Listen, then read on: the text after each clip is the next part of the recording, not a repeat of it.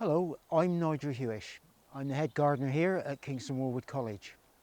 Today we're looking at dahlias and lifting them for winter. As you can see, they've started to go over now with the weather and the wind and the rain, and also starting to get colder. So now we need to be looking at lifting them and storing them in a frost-free environment. So you might find that there are still a few blooms that are suitable for cutting and just putting in a vase for a couple of days. But what we're looking at now is actually cutting these down as the flowers have started to go over, and we'll be cutting off all of this top growth right down to the base. So we're cutting about 4 to 6 inches up the stems and cutting them right off, and some of these are quite big stems. And then we can put that back out of the way. So what you need to remember is not to dig too close to the stem because of the tuber underneath, and it's pushing it right in, and then we can lever up, and there we come, and then we can lever it right up, and we can then start to knock the soil off, and you can see the nice plump tubers that the plant has made. We can then clean off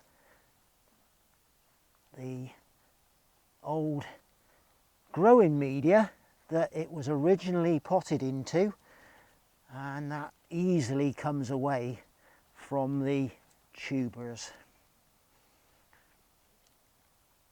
And there we have our dahlia tuber ready for storing over winter. So also canna lilies will need lifting at this time of the year, and here we've got a pink, yellow, and here we've got one that's got a bit muddled up. We've got yellow and pink together. So when we lift this, we can divide it and pot it up and keep it in frost-free conditions over winter. So we're just going to put the fork in again, right down in underneath, as far down as we can get it, and then lever up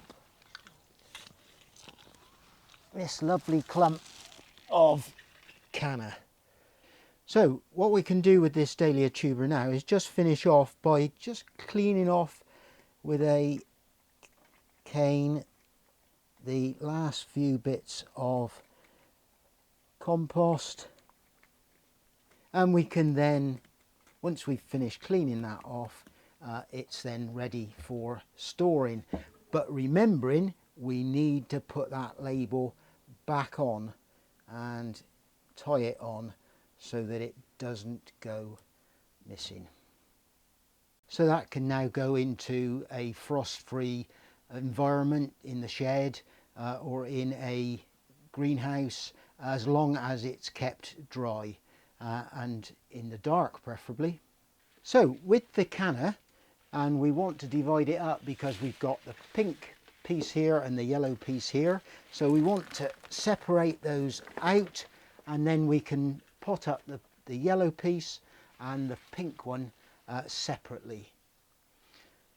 So we can knock off all the old soil from the base, and we can then, with a pot that into some growing media, getting all the roots in, and fill the pot up.